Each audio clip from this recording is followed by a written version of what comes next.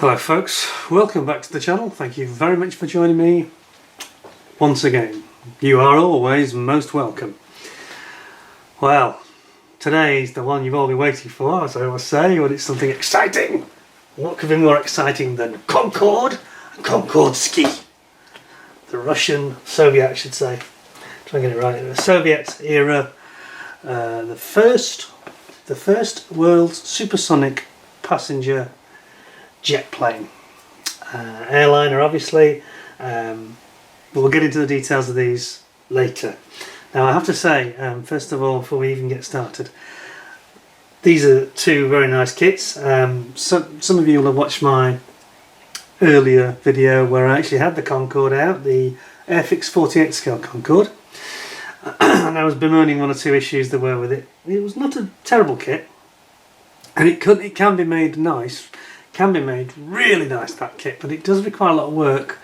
Not things like flash so much, but just some strange design choices that Airfix made, where they've got the nose and the tail are separate pieces and they'll have to plug in together and the joint's terrible, and where it meets the tail they've actually split that plug at the rear with a bit of the tail on both sides. It's just a silly choice of design, but anyway, I made mine into what I thought was acceptable. It's not one of my, I said it before, it's not my greatest work at all, but it's quite a nice Concorde. Everybody admires it. I mean, everybody does, despite that it's got no windows in it, which they don't provide you with, which is always a very annoying thing, I think. It's got some fundamental flaws, but the shape of it is very good, apart from the wings, which I think they overshaped and have a bit too much downward curve, a bit too convex, or concave, I should say, concave, on the other side. Anyway, it's an impressive looking thing. Now we're going to go down a scale. Sorry, because I said it, I will say 48th, it was 72nd of course, which is more than big enough. It's a huge plane. Although I say that, I remember my own experience. I've not been on Concorde, I'm very sorry to say. One of my great regrets in life is I didn't fly on Concorde. I could have done for quite a lot of money. I don't know, there's a flight, I think I looked at a flight which was one of these things where you go off and have lunch over the North Sea, flies out over the North Sea towards Iceland and back, and you have lunch on it, and it was about £700 I think. And I thought, no, at the time, this is in the 90s, and I thought, that's just crazy, you know, for lunch, that's just stupid. And I never did it, but I do regret it now, because I think I would have absolutely just loved that flying experience on that aeroplane. And I'll bet millions of you out there, and I'm sure there aren't millions watching, but millions of people out there will have that same feeling about Concorde, I think, and wish they'd done it.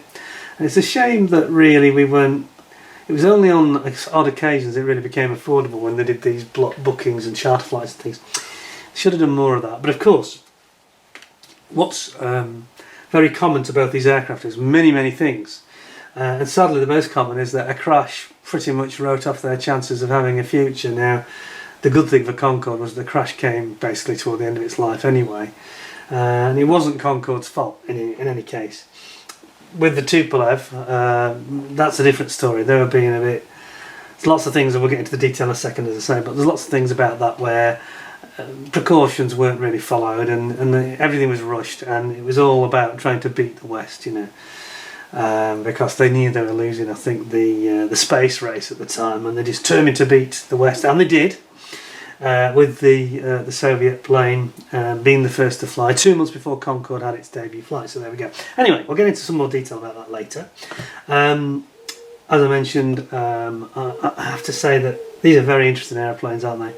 And this is a very interesting time, you know. I mean, when you look at Concorde in particular, in fairness of the two, and the artwork that Airfix got on that kit, it still looks so futuristic.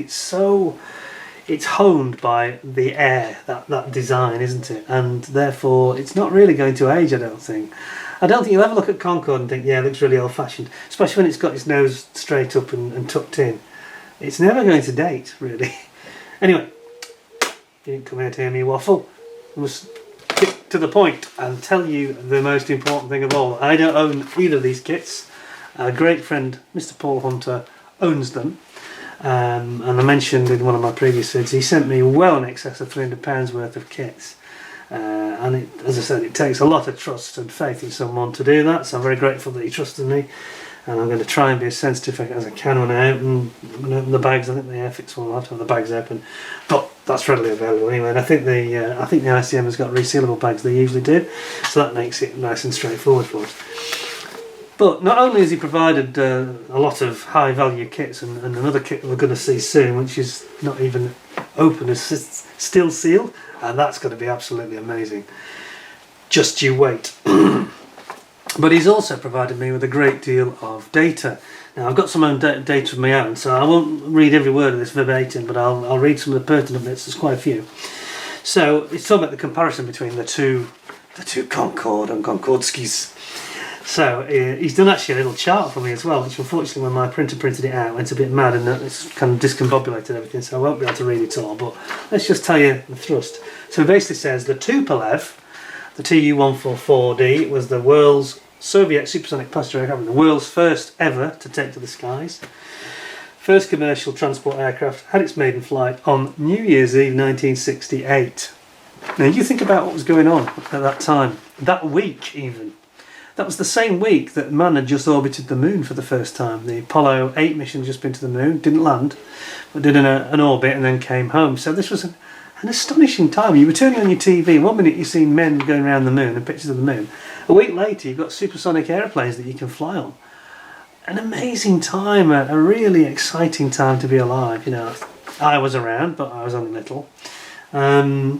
But I remember this excitement, and everybody was expecting another development next week. It felt like new things were coming at you so fast, and obviously the Cold War was on between East and West, but it was quite a magical time, you know. And I think it's worthy of remembering and making note that today everything seems really quite, well, I mean, I know we've got conflict in the world as well, of course, but even putting that aside, you know, before the pandemic, everything's commonplace, you know. Travelling is now a complete pain in the backside. It's not glamorous, it's not fun, it's not quick, it's slow, it's boring, it's expensive. Then you could jump on Concorde and you could, or the Tupolev in theory, and you could cross the Atlantic. Well, the Tupolev actually couldn't. We'll get into that. Its range wasn't very good, but yeah, you could fly in 3 hours. You could be, you know, you could literally have your breakfast, get on the Concorde, fly to America, and have your breakfast again. Because it'd be breakfast time when you got there. Incredible, incredible. Anyway, let's have a look at Paul's notes. And thanks again, Paul. Thank you very much, because this video would not be possible. I built my Concorde, and you've sent us the last flight of Concorde, which was in November 2003. Was it October? 26th of November. Yes, that's right. Now I remember that day. It actually flew past my window, absolutely literally. I'm not making this up. On that day, I saw the final flight of the Manchester-bound Concorde BOAC, which is the model that I built the replica of, the 72nd scale one. And it flew past my window, and I was in the middle of a conference call with a young lady who was based at my head office. And I'd only been with the company for a few months, and she was actually walking me through some training. And this call was totally drowned out and destroyed by Concorde going past on its final run into Manchester. And I don't know whether they deliberately made it louder than normal, but I mean, it wasn't a regular visitor to Manchester anyway. And she actually said, "Peter, what's going on there? It sounds horrendous. What's that? It's like thunder." I said, "It's not. It's Concorde." So it was BOAC coming in for its last touchdown at Manchester, which was quite sad, really. I was a bit sad I wasn't able to get up and watch it properly. You know, by the time I got up, I saw it. But it was kind of gone. I didn't get a chance to get a photo or anything, which is really sad. Anyway, on the back of the Airfix, to tell you all about that and then going back into Bristol. So I think it's the Bristol version that they are portraying. So, back to the notes. You're going to find I'm very enthusiastic about this subject as well. Right, so Paul's just explaining that we had this debut flight for the Tupolev, which was 2 months before Concorde, and then he gives a comparison, like a chart for us, which is quite useful to run through quickly. First flight for each plane, obviously with 2 month gaps. It was 69 February for Concorde, but here is where the story goes awry for the Soviet plane. In 1977, that was the first passenger flight for the Tupolev, and it was a year later than Concorde. Why? Well, we'll get into the detail of that later. There was a bit of an accident, so we'll talk about that shortly. And it said here the number of passenger flights, and it's number of actual passenger flights, and it says here 55 for the Tupolev, 50,000 possibly thereabouts for the Concorde, because you got to remember Concorde was operated by British Airways, transatlantic, and of course Air France. And it flew to Brazil, it flew to Bahrain with British Airways. But of course these aircraft had one huge problem, both of them, and that was noise. Now one had a bigger problem than the other, but they both created a sonic boom when they went supersonic. So a lot of countries were very unhappy about this, and they banned them from crossing their airspace. So suddenly Concorde was banned from most of Central Europe, and that was British Airways or Air France. It was the same problem. And when they were allowed to cross, they had to not go supersonic to avoid the sonic boom, which kind of mitigates the point of having Concorde in the first place. So, and the Russian plane had an even bigger problem. It had the noise, which was significantly more than Concorde, something like 40-50% more noise, and that's an awful lot. I think Concorde was booting out, I don't know if you mentioned this, but Concorde was booting out, I think, about 110 decibels on takeoff, and I think the Tupolev was much higher than that, 125, and that's a lot. I mean, that is horrendous. I watched the video, you can go and see it, noisy Tu144 takeoff on YouTube, and it sounds like an entire squadron of F-15s taking off all at once. It really does. It's absolutely horrendous. Now, the other thing I should mention, well, actually, I'll go through Paul's notes because I don't want to duplicate what he said. So it basically says number of aircraft built, 16 TUs and 20 Concordes, obviously because it was operated by two countries. The length was very similar. It was a whisker shy of 60 metres for the TU, and it was 61.6 metres for the Concorde. So the Concorde looks a smaller plane, but it's actually longer. But it has a slightly less wingspan. It's 28 metres on the TU, 25.6 on the Concorde. So Concorde is slightly more slender, a little bit longer, a little bit slimmer, and this is probably contributing to its performance. Anyway, in terms of passenger capability, it's got passengers 98 to 140. Why is that different? 92 I think it depends on the configuration of the seating. 98 to 140 on the Tupolev and 92 to 100 on Concorde, so 100 max. And then performance. So the Concorde's performance, 2,405 kilometres an hour, Vmax, and 2,500, so slightly quicker, is the TU. But the TU had to keep its afterburners on to achieve that. Concorde could achieve supersonic performance without the afterburners. Now it needed them to get up to the speed.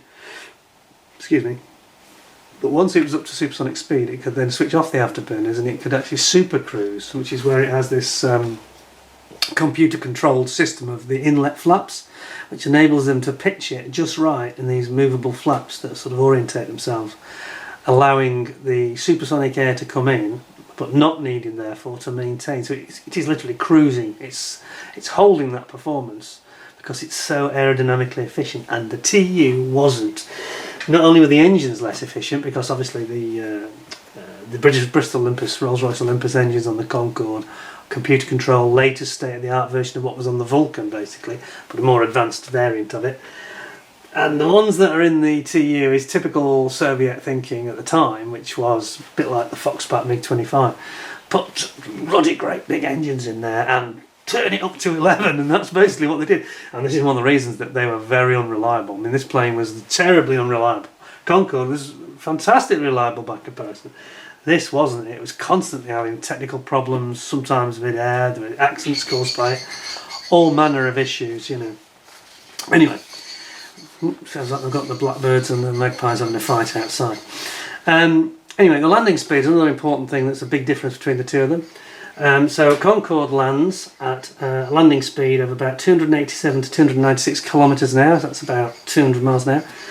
But the Soviet plane landed a lot faster because it couldn't slow down and it didn't have these variable intakes, and its aerodynamics were just not as efficient, and it needed parachutes to stop itself like a fast jet, some of the fast jet fighters do.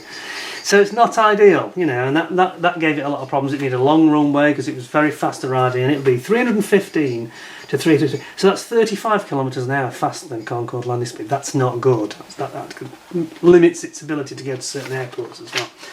He goes on to say, the Tu-144 went supersonic in June '69, 4 months before Concorde actually went supersonic. And on the 26th of May, 70 became the world's first commercial transport ever to exceed Mach 2. Problem for passengers on the Tu-144, however, was very high noise inside the cabin, measuring at least 90 to 95 decibels on average. I mean, that is inside. That is astonishingly loud. I mean, that's like being next to a racetrack with racing cars going past 95 decibels. Some racetracks have limits around that level. It's pretty loud. It's like somebody shouting in your ear. And he says here, the noise came from the engines. Unlike Concorde, it can only sustain supersonic speeds using afterburners, which I just said. And I saw stories where people complaining that you had to shout if you were on this aircraft. You couldn't hold any kind of normal conversation. You'd have to shout. People used to actually write notes to each other and pass notes to each other because they couldn't sustain a conversation. And there was also quite a lot of vibration. So it's a bit unsophisticated. Again, a bit like the MiG-25, you could say. It said, another issue it had, the Soviet plane had synthetic rubber tyres, which were actually structurally weaker and more likely to fail. And this is one of the reasons that the aircraft had a lot of wheels, and especially under the nose. They were very concerned about the under the nose wheels. So it actually has double the number of wheels on the main gear. Everything's doubled up. Everything's twin. So that's not good. That adds to the weight and made it quite a lot heavy. In fact, I thought there was a figure for weight. Do we have weight? We'll just have a look. No, it's the one thing he didn't add, but I can tell you it was quite a lot heavier. And he goes on to say about the landing speed, blah blah blah blah. I needed a parachute, yeah, we said that. Now, another important thing. I mean, I was just saying about it being Concorde was much more aerodynamically efficient. You've got to remember Concorde was designed by the greatest aerodynamicists in Europe at that time, and you had the greatest brains from Britain and France. Aerospatiale, Dassault all came together, and you had obviously the BAC Corporation, which was an amalgam of all these other British companies with all, you know, many decades of know-how on aerodynamics. So you had all this team built up. There was some language problems, you probably heard about them, including the spelling of Concorde, which the French insisted had the E on the end. I don't think we cared that much.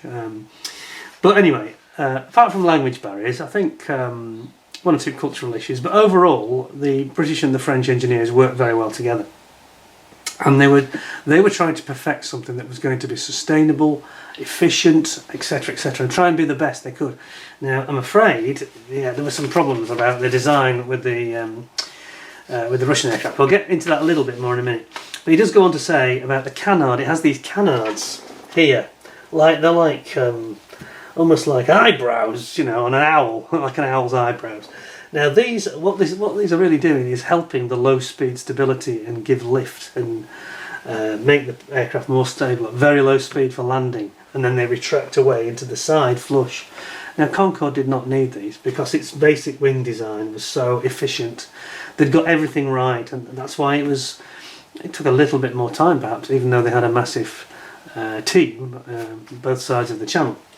Now, on the Soviet side, they were so in this space race, they were so similarly performing in trying to be the first to have supersonic, and they actually did achieve that. But it came at a bit of a cost, it seems, because this is one of the compromises on the aircraft, and it made it very made it ungainly. It's additional weight. It has lots of penalties in terms of efficiency. It's kind of I think Paul said here, it's a sticking plaster. I'm sure he used it. Here we go. He said they couldn't make the wings work as well as Concordes could under all areas of its flight profile. Retractable moustache canards, okay, moustache, were a sticking plaster to deal with the deficiency and make the landing speed more acceptable, but it's still a lot higher than Concordes. So it would have been an even higher landing speed, probably 50 kilometres or more extra, which you don't need. Now we get into the real meat and potatoes about these aircraft, which is very critical. In 1973, at the Paris Air Show at Le Bourget, the destruction occurred of the second production Tupolev Tu-144 at a little village, small town called Gouzonville, Val d'Oise in France, which is on the 3rd of June, when they were actually having a competition where they had Concorde there and they were there. This is when it got a bit out of hand and became competitive. Concorde took off and did a steep climb up. These guys took off and did a steep climb up and banked immediately to the left, and they were just stressing the aircraft beyond all limits. He said, Paul says, the accident killed all 6 crew members, and what basically happened is loss of the plane was caused by a high G manoeuvre that exceeded the structural limits of the aircraft. They did a dive and then an immediate steep bank to the right, and the left wing just sheared off basically, and then the whole plane disintegrated and crashed into this village. And it said it caused it to break up in mid-air, taken from Wikipedia. Now I've just added a note here which I mentioned to Paul. He was quite surprised about because I taught him something for a change. The crash of Concorde, which I'll talk about more in a few seconds. The crash of Concorde, which came later in July 2000. Not a lot of people know this, as Michael Caine would say, but it's just so close to where the Tupolev crashed. Le Bourget is just across the road. Le Bourget and Charles de Gaulle are very close, and obviously Charles de Gaulle is where Concorde took off for its fateful crash trip. But the site of the accident is just 2.7 miles away. You could walk there between the two crash sites. Now that is very spooky that both these aircraft crashed that close to each other and took off from different airports. Absolutely amazing. Now I've been to the crash site and I've got some photographs which I was going to show, and I decided against it in the interest of good taste. I decided not to. I was going to start it with a little slideshow. It was only going to be about 2 minutes. I decided against it because I thought, no, I think it's a bit tough. There's still relatives of these people around. It's not very nice, especially when some graphic images, not very, but just upsetting images if you're related or you know anybody involved. But we'll come to that later. So this aircraft broke up right in front of the crowd, doing silly manoeuvres really, and that was very much the order of the day. And this set back the programme for the Tu-144 for years, and then Aeroflot became very nervous about it, and they were very reluctant to use it. And it very much kind of destroyed its reputation kind of immediately. I guess none of the airlines in the world were now interested in that as a competitor to the Concorde. And it kind of didn't help supersonic aviation overall. I think it would have been a much better thing if it had not crashed for everybody, because I think that they might have, you might have seen a lot more supersonic aviation, and maybe they'd have perfected the aircraft better, you know. Anyway, Paul goes on to say, the Tu-144 used large single-piece castings for its panels and the airframe structure, and then they were machined to the tolerances required. This was considered cutting edge, but the technique was discovered to have lots of flaws because cracks appeared in these large components well before the design stress tolerance had been met, which probably indicates what happened at Paris. The Soviet leadership made a political decision to enter the Tu-144 into passenger service with Aeroflot in November, and they designated it Tu-144S. And this was in November 1977, despite receiving testing reports indicating that the Tu-144 airframe was unsafe and not really airworthy. The passenger service operation of the 144S was run as a demonstration of national prestige, the economics of the operation being of little consideration. The cost of a ticket on a 144S was about the same as a regular airline ticket. I actually read it was 37 rubles, so not a lot of money at all. But the problem was it only went to a couple of destinations within Soviet Russia. Was it Kazakhstan? I did see. It was a trip of about 1,400 miles. Now it did have very limited range. It couldn't reach across the Atlantic, for example, so there were some limitations. On the 25th of January 1978, in Moscow, a Tu-144 was demonstrated to foreign journalists. With 24 systems failures already apparent, the flight was ordered to proceed for fear of revealing the deficiencies to the foreign media. The plane was landed successfully at Almaty, much to the relief of the Kremlin and its foreign media passengers. So they were on board. Oh my God. The decision to cancel the Tu-144S passenger service after only 55 passenger flights came within a few days after a 144D prototype crashed during a test flight on the 28th of May 1978. The crash landing killed 2 flight engineers, but the remaining 6 crew members did survive. Wow. Right.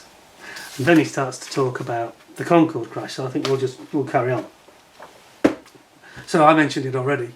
About the remarkable fact the crash site was right almost next door to, literally within walking distance. You could walk there in half an hour between these 2 crash sites. He says, Concorde Flight 490 was an Air France international charter flight from Charles de Gaulle Airport, Paris to John F. Kennedy in New York. On Tuesday the 25th of July 2000 at 16:44 local time, the aircraft began taking off.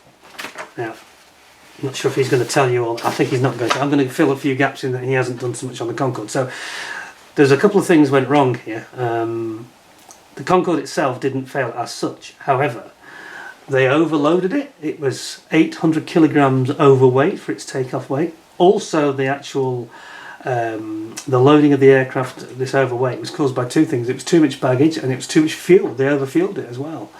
Now, that doesn't mean that fuel was spilling out of it. It just means that it affects the trim and it affects the centre of gravity quite badly. And it had a very aft centre of gravity, so it was very rearward weight biased, making it tail heavy. Wanted to pitch up like this.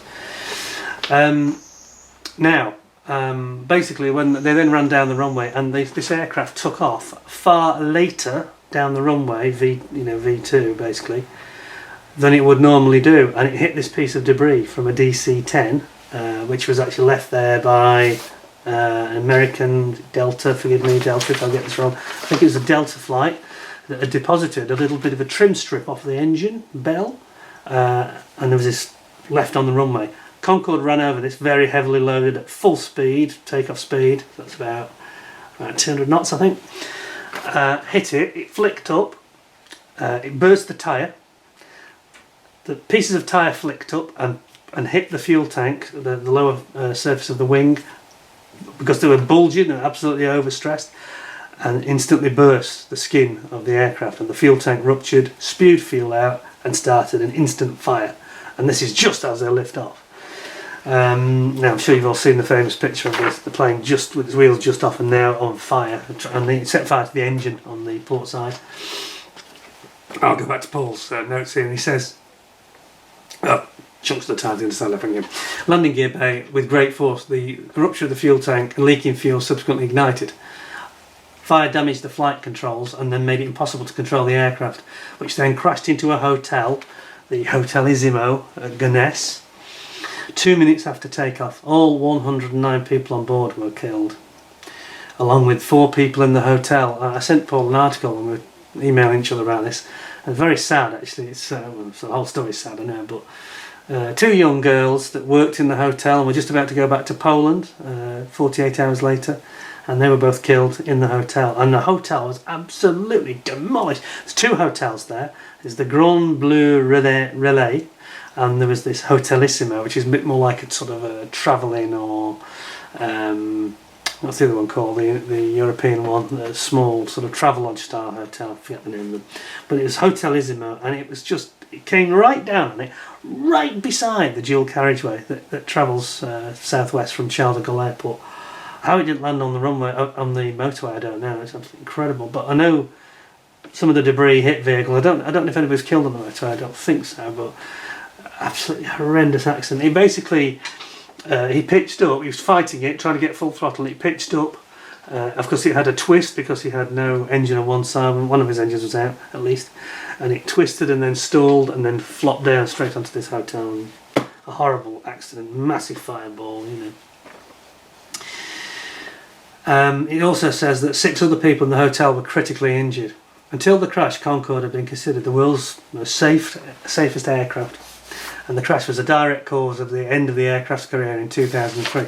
Well, it was one of the causes. What actually happened beyond, obviously they were all grounded, the Concordes, and thank you, Paul, that was absolutely fantastic.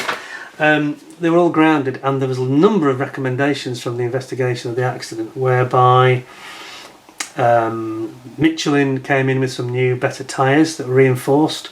They had new Kevlar reinforced fuel tanks. This kind of annoyed me because they did all the right things, which they kind of maybe should have done it before, but it wasn't.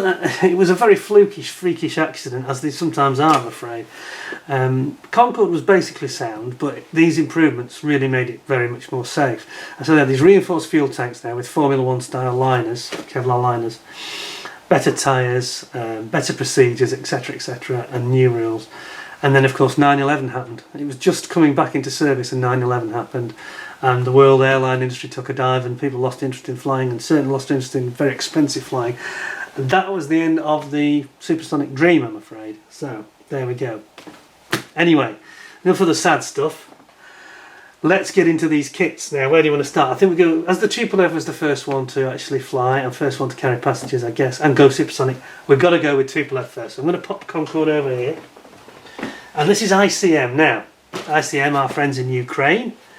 Well, this is a nicely timed, it's also got a nice little write-up on the side. I'll just read it because it's very short. The world's first supersonic airliner, designed by AN Tupolev Design Bureau in the Soviet Union. Maiden flight was on New Year's Eve 1968, 2 months earlier than the British Concorde. British-French Concorde, I should say.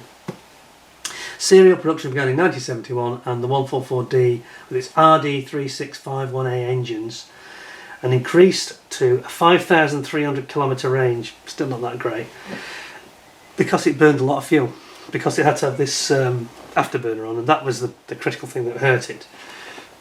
You couldn't have this travelling any distance and having any range, because if it was travelling at supersonic speeds, it just drank fuel like a drunken sailor. And it said here, all 5 of these original prototypes were built up to 1984. It made nearly 50 cargo flights in Moscow to the Khabarovsk line. It's now in its exposition at the Sinsheim Technique Museum in Germany. They have Concorde and this side by side. Right, let's get into this, because this is what you came here for. A tale of 2 Concordes, or in this case, Concordski. Oh yeah, I should just say, I didn't just show it's got the 2 schemes on the side, sorry about that. I just showed the 2 sides of it, basically. Now then, typical box within a box from ICM, and in this case, quite a big box within a box that they didn't really need. It's quite a big space there, but anyway. Let's have a butcher's of this. This is going to be fairly straightforward, I think. Got to cut any bags, which is great for Paul. Now then, zoom you in. Zoom time. You've heard enough from me. Not going to repeat the history, we've already had that. Let's have a look at the kit immediately, without further ado. So, I'm going to have to say ICM kits, I do like them. I'm a big fan of theirs.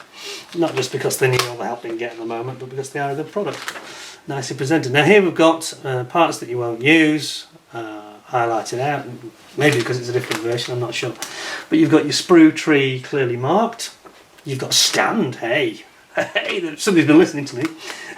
And you've got all your wing sprues, all your, what's that, trim plates and, oh no, it's your clear parts, so this is your windows. Windows?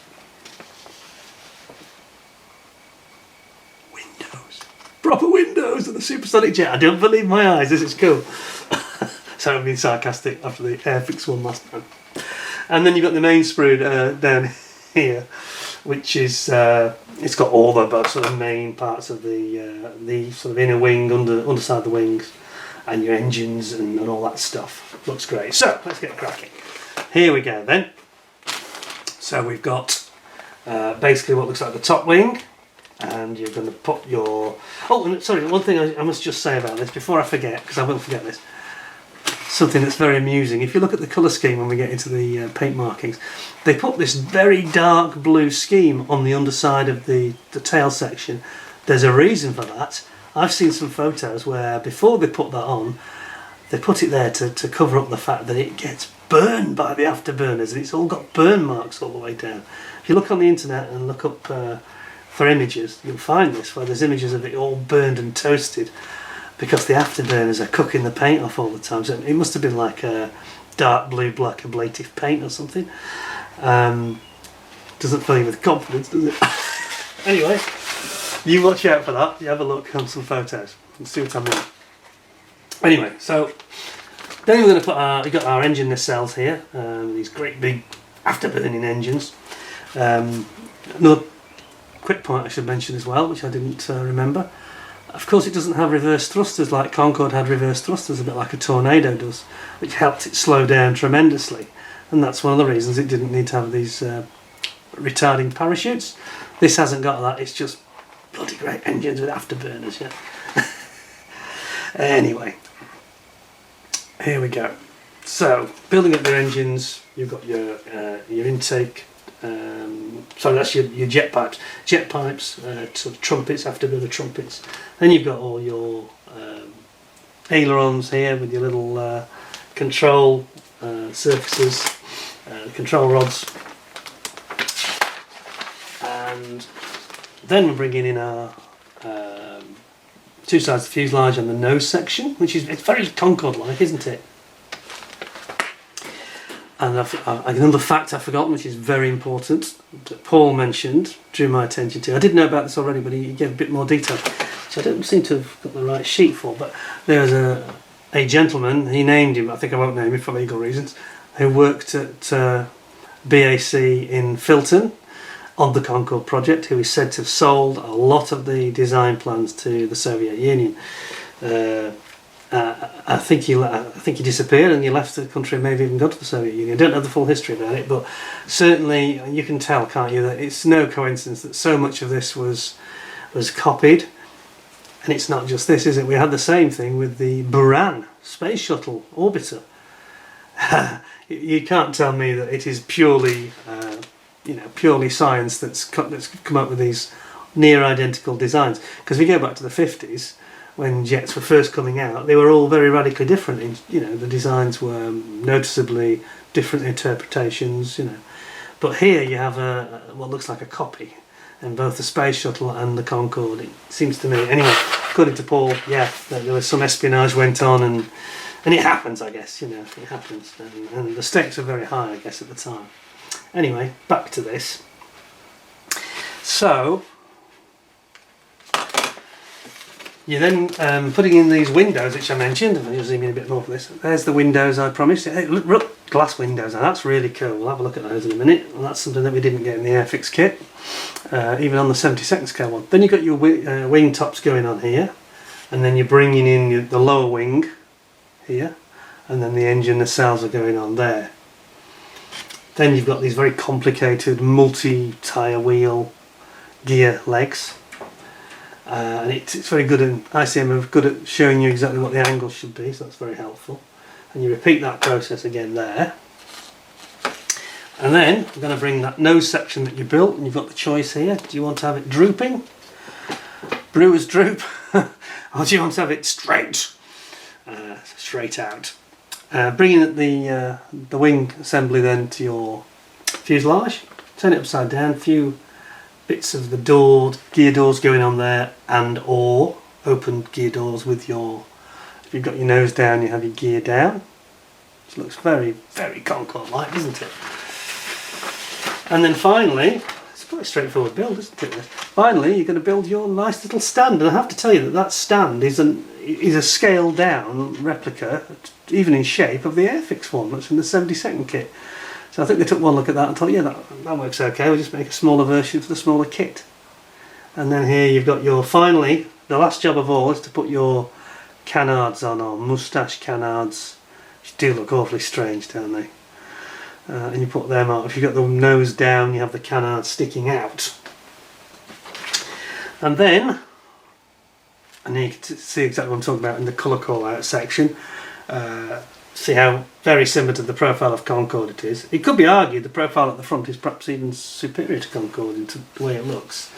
But further back it starts to develop, you can tell it's not as elegantly styled in terms of drag. Even down to these, we talked about the little supports that the activators for the actual flaps and ailerons. There's a lot of them, and every one of those you put on adds drag. It does, disturbs the airflow. Here is what I've just been talking about a few minutes ago, this area that gets blackened from the afterburners, and therefore they decided to paint it a dark black, bluey black ablative paint. And then on the other side it shows you the nose down.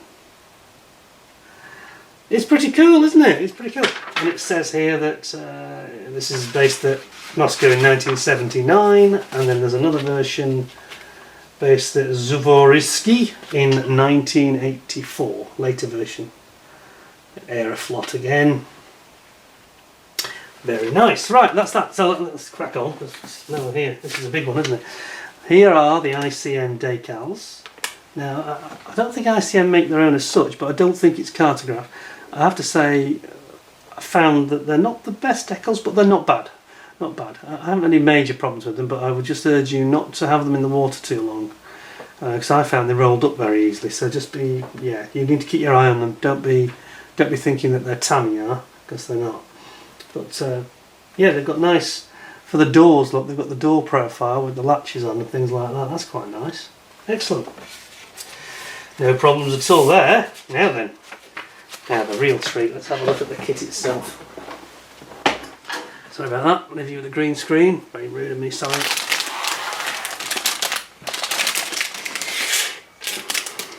Now then, I do like these resealable bags. So much nicer. I don't feel the guilt. Oh, do I? What have I done? Oh, I haven't ripped anything, it's just that the adhesive strip has slightly parted company with the actual film. That's odd. I've never seen that before. Unless it came away. Oh, it's doing it again. It's like a tape almost. Oh, doing my best. Very strange. Now then. Again, ICM have a nice bag. You can't really seal it. And then we have another one here with the clear parts, which I think we'll start with. And of course we have this stand I was just talking about. Now I have a feeling that when we're talking about these two models and two aircraft, I think I'm going to summarise, I know how I'm going to summarise it, not in terms of score because I haven't seen it yet, but I think one way of thinking of these two, I think we have a very, very outstanding aircraft, and I suspect, still to check, one of them is an outstanding plane and one of them is an outstanding kit, and it may not be the same.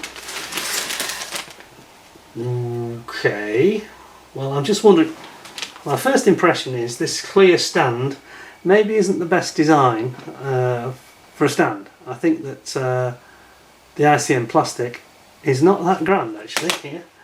Just not in terms of its moulding, just in terms of its appearance. It looks a bit rather crazed and a bit cloudy, and my thought would be, why have that in clear? Just put that in white, that would make more sense surely. That's a bit odd. There's nothing visually outstanding about that in the way that some of those early Airfix ones are quite nice. And the Airfix one in black, which is in the 72nd scale kit, is a really nice stand. It's the best one they ever did, I think. That comes with a multi-posable head. It's got like a screw and a nut and screw with like a ball joint, a bit like a matchbox, but a little bit beefier. And you can pose it in different positions. It's really good. It's really good. Not sure about this though. And the rest of the clear parts, they're not really what you call that clear, are they actually? How surprising. I thought these were going to be really crystal clear, but look at that. That is the cockpit windscreen we're looking at here. Well, you wouldn't call that super clear, would you? Really? What do you think? I don't think that's brilliant really. These are the side cockpit windows. And then we've got these windows that, at least you have got windows, which is better than the Airfix managed. They didn't do any at all, just left them as holes, which is crazy.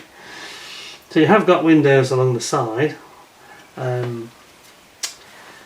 Just to go back to the real aircraft for a second. When these journalists were on that flight that was almost on the verge of crashing with the sound of it, they all complained about the vibration, everything rattling and the noise, and they couldn't talk to each other, and they said that all the window blinds kept dropping down of their own accord because there was so much vibration. It's scary, it's scary. I think the journalists who had actually been on Concorde were especially scathing, unfortunately. A bit disappointed with the clear parts, if I'm really honest about it. That's not quite what I was expecting. I thought they'd be a bit more white quality than that. Anyway, let's go on to the white parts. So we've got this huge sprue. It is a big one. And here we've got all these, we've got basically, that way in. So you've got the lower wing, sorry, it is that way. You've got the lower wing, you've got these nacelles for the engines, which are really long. I mean, they are on Concorde, but these are extra long. And then you've got, I have to say, I like this sprue more than the clear one.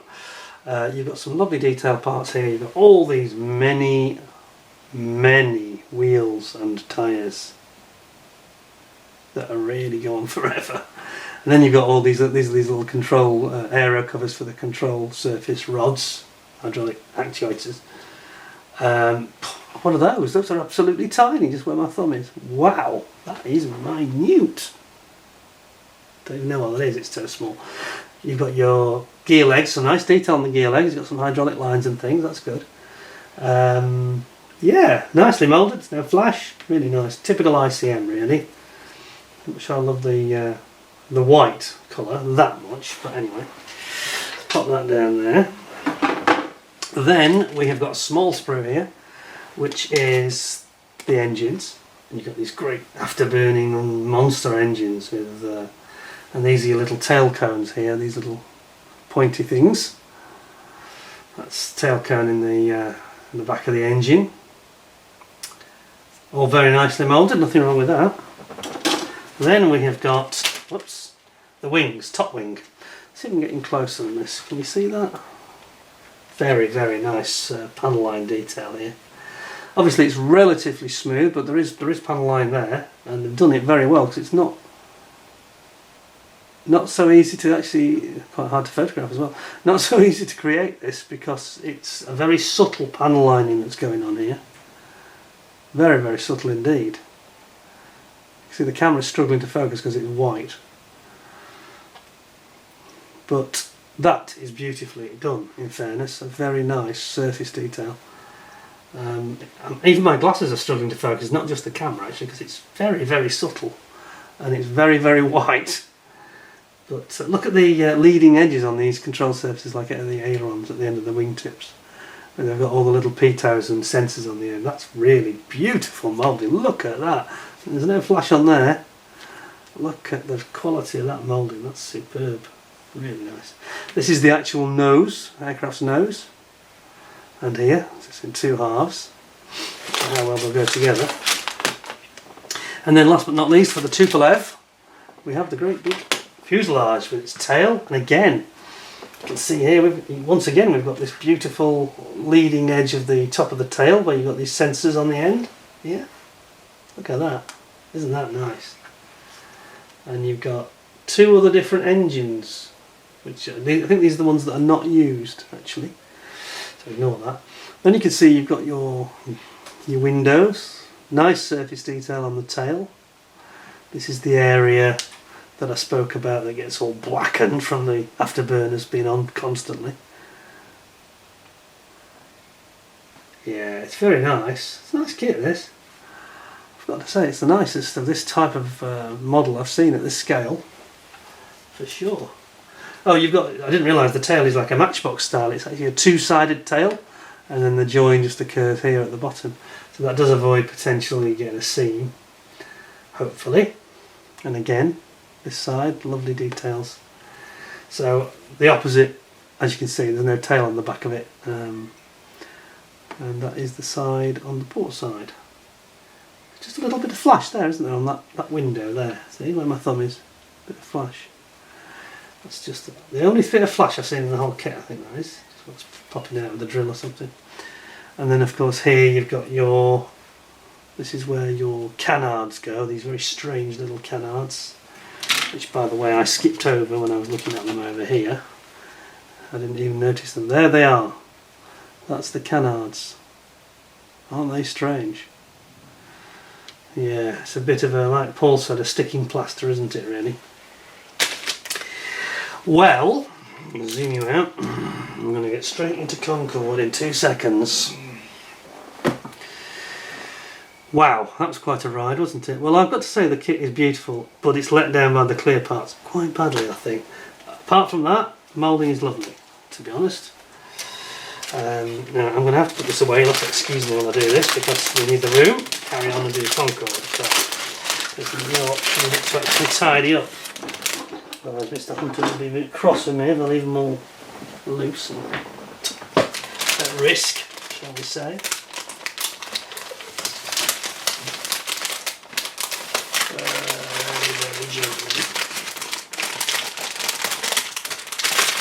Right, so that's the Tupolev Tu-144D Concordski, as it was dubbed by the international media.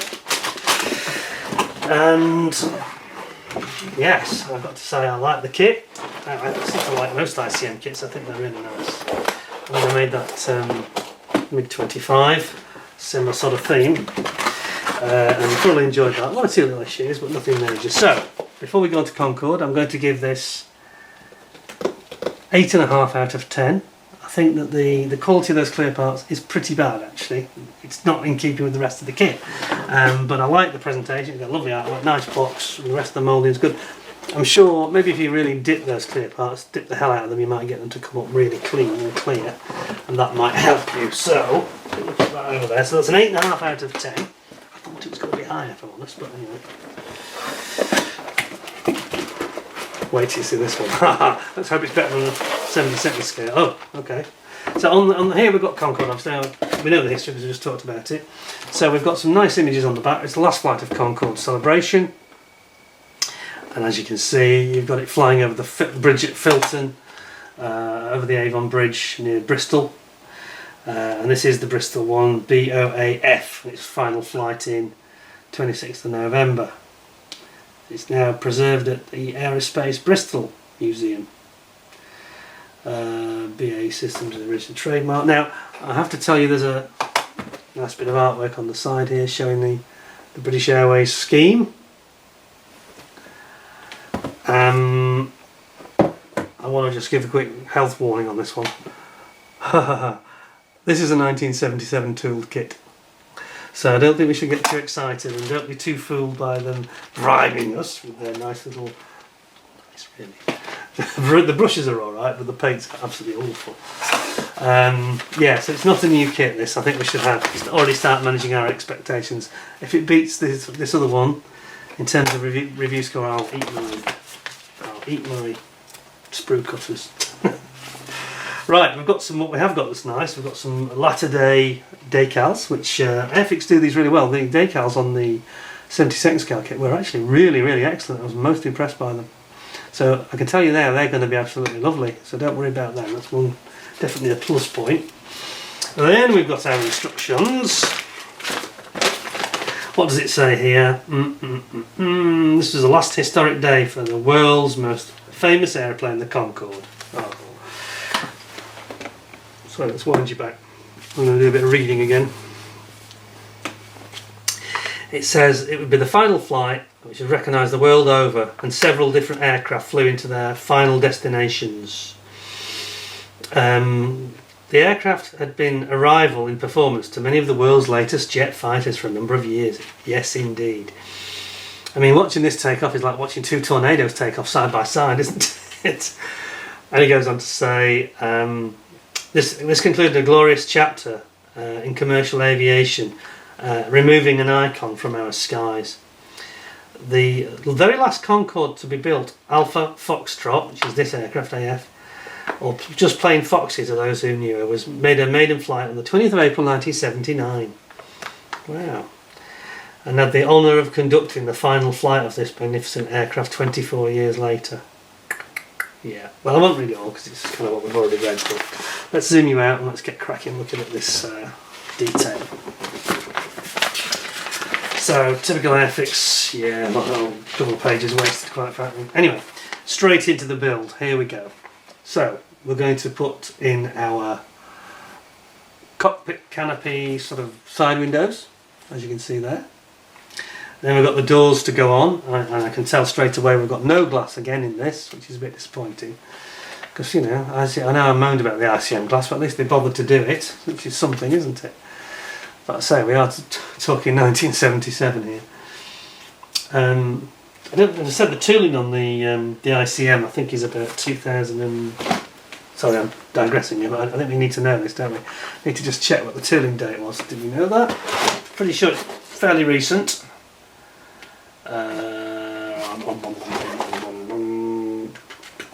Doesn't say. I did look it up. I'm sure it's about... I don't know, 2010, 2012, something like that. Certainly this century. Anyway, that's Concorde. Now, something very important. I need to talk about this. Paul did allude to this in his notes, and I was reading some more about it. This is this super cruise ability where you don't need to use the afterburner to retain the aircraft up at high level at supersonic speed Mach 2. So, Mach 1 or 2. These are these baffles, these clever baffles that were computer controlled in the ramps for the intake for the engine. this is the key to Concorde's efficiency, and obviously building those up there. Then you're going to start. Whoops. Then you're going to start with your wings, top and bottom wing. A straight, you know, two sides for the tail and a whole fuselage. There's a lot of area there, isn't there? There's going to be lots of seams and things, I think. But anyway, then you've got your clear nose going in. There's no option on this one to have a drooping nose, which again is a little bit disappointing. I'm afraid this is showing its age, I think, this kit.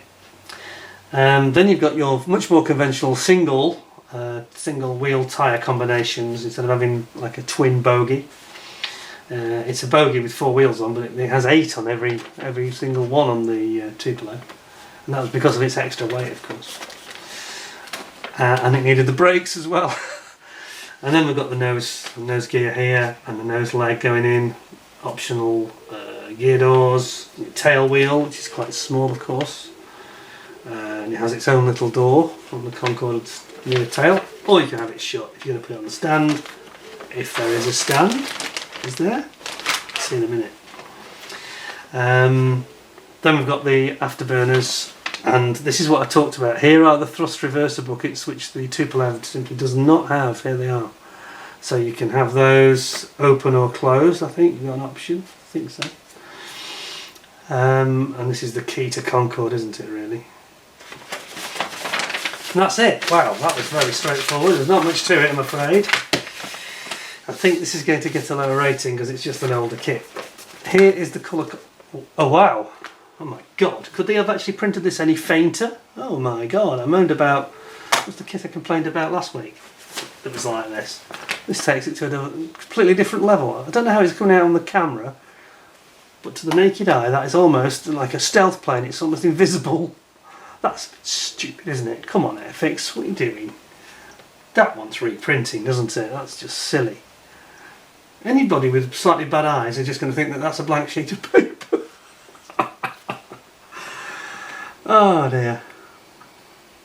It's got all your decals and your stencils on. I mean, call me picky, I know, but come on. That's a bit stupid. Anyway, we'll put that in there. Now for the moment of truth. And we've got a fairly sort of typical strange bagging system from Airfix. Look at this. It's like they can't make their mind up how they're going to seal it, so they've sort of sealed it with a crimp here, but it's open here. It's a bit of a mess, isn't it, really? And the bag's too big, and I don't know what to do with that, really. I think I'll open it at this end. It's the safest. Right, hope Paul, turn away now.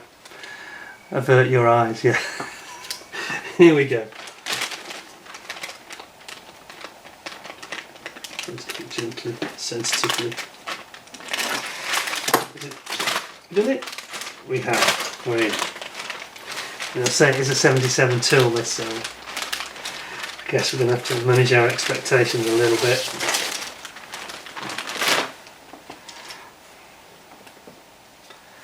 Gosh, it's another one of these incredibly crude sprues with no frame around it.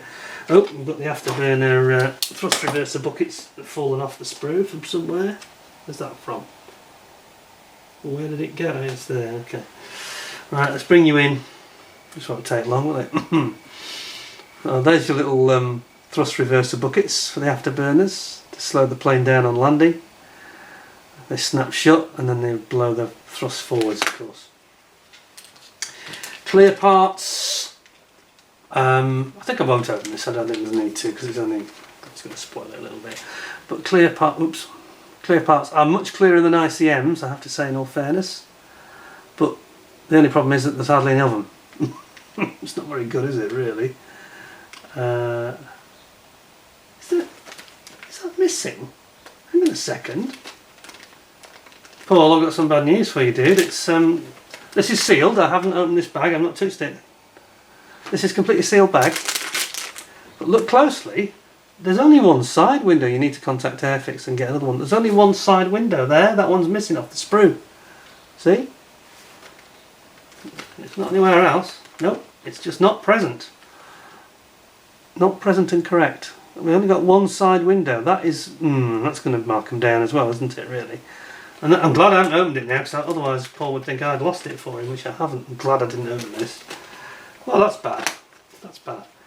Well, there's the number, Paul. If I was you, I'd get contacting them, quote that number. Airfix are very good at fixing, you know, replacing things. You can use my video as a proof if you want. That's still a sealed bag from the factory. I'm going to leave it that way. That's disappointing. That's a very good start, is it really? Also, let's just... Oh, it's such a delicate sprue, isn't it? Silly the way they've done this. Look at it. Oh, it's almost fallen apart.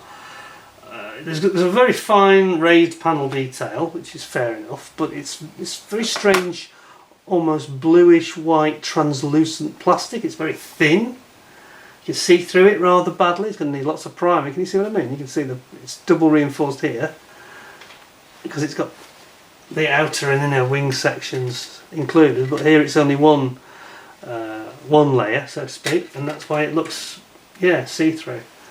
And it does say on it, it says 1976 on the date. Can you see that? Let me just show you. I don't. It's going to break. It's so delicate. Oh my god. I don't know what to do for the best. Let's see if we can get this zoomed in for you, so you can read it. You might not read it because it's on the white. Can you see there? 1976 it says. Oh, come on, guys. This is when it was doing its trips to Bahrain, 1976. Anyway. I will say this for it though, that at least they've not gone for the silly mistakes they made on the bigger kit where they've got these sections separate. It's all one piece, and to be fair, the shape does look very nice. Oops. It's a nice shape. I think that looks pretty good. Bring you in a bit closer. There we go. That looks alright, doesn't it? Still don't like this plastic though. You've got these nasty little windows with no glass in them. Which don't look right for scale. They look too small to me, those windows. But anyway, won't go wrong. But at least you've got the shape of the nose and everything. But you've got no drooping nose option, which is a bit of a shame. One or two parts a little bit flashy, but not bad. Just a little. And on the other side, you've got a complete replay. Really, it's like a mirror image of it. I mean, you're going to have a lot of. You know, they haven't. It's not been well thought out. You know, like they do now. You've got every contact area is a joint, right the way along. You know, all the way along the aircraft, from nose to tail. You're going to have to glue all the way along. There's going to be seams. You're going to get glue surge. I'm not sure about what the fit's like. Can't be sure. Can't be sure. Here's the much smaller engine nacelles for the. Bristol Olympus or Rolls-Royce Olympus engines, and then you've got these very clever intake ramps which we talked about, which give the Concorde its super cruise ability. Everything's wobbling around, isn't it? Like Mr. Block. There's not a lot of detail on the engine either. It's just there's no compressor blades or anything like that. I think it's just like an open. Yeah, they're just like an open, flat plate, these. There's no engine detail or blades visible. Is that it? It's a bit disappointing. I thought it might be when I realised how old it was. What's most disappointing is the part missing. And I'm glad I didn't open that, so I'm not guilty, Gov. Not guilty, Your Honour. No, a bit disappointed. I like the shaping of it. I think they got the shape right. That's one thing that's very good. But I think it's going to need a bit of work and a bit of nasty flash here and there. Oh, here we go. Silly old bag as well. They don't do it well, do they? This is, you know, I mean, look at that for a sprue. It's so crude. I'm sorry, but it's not going to get a high score, this one, I'm afraid. I'm not going to get a high score at all.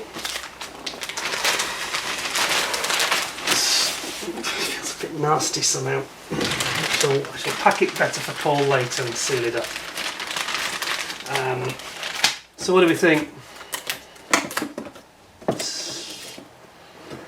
I think it's going to be 7.5 out of 10 in fairness, because you know, all this bribery doesn't put the ice in the front. None at all.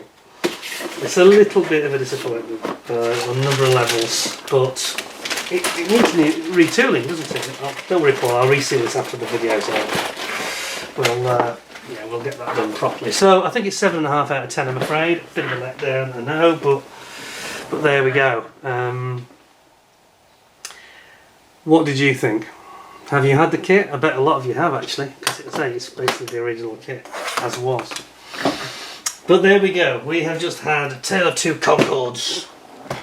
And I must admit the ICM one is vastly superior. So going back to my original comment, I think that this was the better plane, but this is the better kit.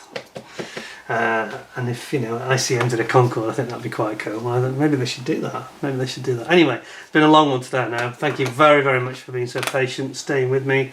But I think it merited it.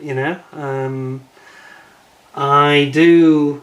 I think this is a golden age of aviation. I'm sure many of us feel the same way. It's something that's been lost. I quote Mr. Jeremy Clarkson of Top Gear fame, and he was a regular flyer on the Concorde, fairly regular, and he said how the world has gone backwards. I'm afraid it has in many ways. Now you want to go to New York, you need to book yourself on a flight. It's going to take about 7 hours, best part of. He said, and that is just not progress. And I think that's true in both cases. Why don't we have a successor to these aircraft? We really should have. Anyway, there we go. I hope you found it interesting. I hope you like the backstory. Thanks to Paul for providing the kits and the detail. It's the end of a dream, wasn't it? Maybe I will show you. Maybe I will show you some of that little montage, because I think it's quite poignant, and I really think that perhaps it could be something that you might enjoy as a final comment on this. Well, if I can find it, of course. The pictures of me on Concorde. Well, that's actually quite pertinent, isn't it? Do you see pictures of me on Concorde itself? But not flying, I'm afraid. Okay. Let me just see if I can get this to... Perhaps that's the way to go. Show you some slideshow images on Concorde. This is a few years back. I think it was about 2005.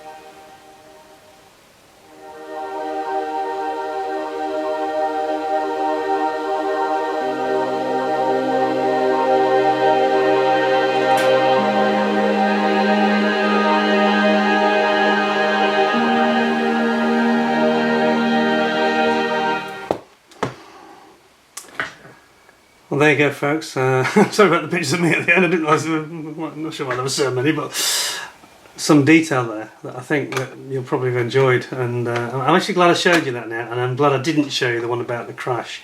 I went to the crash site, and yeah, I might have published that out to later date, just a little slideshow or something, but I don't want to really be too depressing. And yeah, I think that was better because you really saw how beautiful Concorde was and just how glamorous it was. And we weren't really doing Mach 2, by the way, it never moved.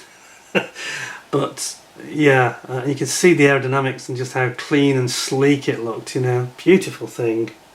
The most beautiful aeroplane of all time, and that and the Spitfire, obviously. Anyway, hope you enjoyed the video and you enjoyed that little bit of a treat at the end. Thank you very much for joining me. If you did enjoy this video, there is one more Easter egg treat, and I've saved the very best for last, I promise you. Do not miss the next one. It's the big one. The mother of all jets. So I'm going to leave you with that thought, let you try and guess what it is. Please give us a thumbs up, give us a 10 out of 10 if you enjoyed the video. Don't forget to subscribe if you haven't already. Ding the notification bell, smash the like button.